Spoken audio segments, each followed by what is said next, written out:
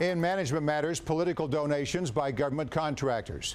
The presidential campaign season is already in full swing, with 16 Republican presidential candidates and a handful of Democrats all vying for their party's nomination.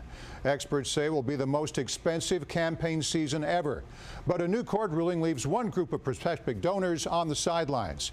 For more, I'm joined by Tom Spulak. He chairs the Government Advocacy and Public Policy Group at King & Spalding, a law firm with offices around the world. So, Tom, a federal appeals court recently upheld the ban on political donations by government contractors. Give us the details. Sure, Morris. You know, since 1940, there has been a ban on contributions and expenditures by federal government contractors. But in this particular case, the court addressed this on the challenge brought by some individuals. These individuals were not incorporated, and because of that, they could not have PACs. So they brought a constitutional challenge saying that they were being discriminated against, similar to government contractors who were incorporated. They did not have PACs, that their First Amendment rights were being abridged, and that the law should be struck down as unconstitutional. The court did not rule in their favor. The court said that there was a valid reason for the ban on federal government contract contributions, and that was to avoid quid pro quo corruption.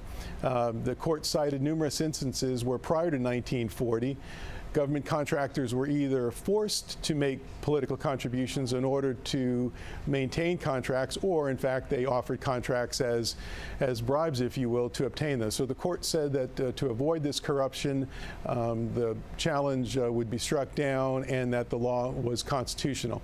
But really what this leaves open is an issue that has been around since the Citizens United decision 5 years ago. Citizens United, as you know, said that corporations could make expenditures in federal elections. Well, the question is, what about a government contractor? Could a government contractor make expenditures, or did this 1940 law somehow interfere with that ability? Now, opponents of this ban argue different types of contractors are held to different standards. Here's how the Associated Press puts it.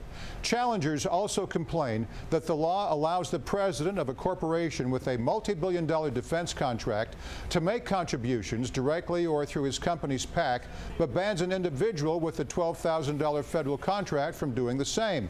Explain that for us.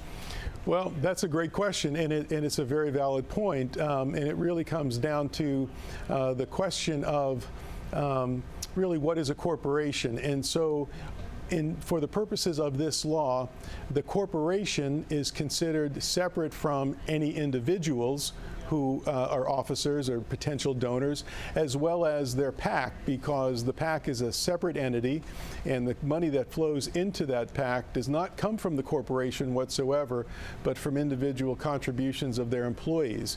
So although it may not make practical sense in a legal sense, in that case all the money is separate from the contractor.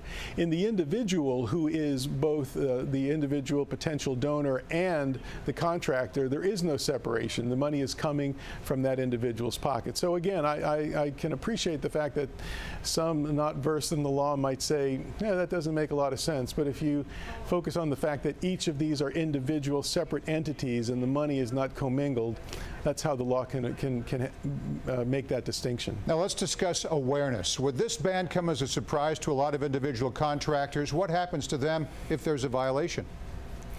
Well, it certainly could come as a surprise to individuals. The FEC has said that it would only be a crime if the person was aware of it and intended to make the contribution with that knowledge. So my sense is that there would be some lenity that would be extended in those circumstances where a person truly did not understand how the law applied to them. Do you expect this case to go to the Supreme Court? Perhaps, and the reason that I say that is, again, this case is more, at least for some of the parties involved, is more about what this means in terms of the Citizens United angle. Can contractors make independent expenditures? And again, that would apply both to corporations and individuals than just to this particular case, because again, as I said, it really has limited application to the broad government contracting world as it is on the books. You've explained the issue well. Tom Spulak with King and Spalding. Thanks again, Tom. Thank you, Morris.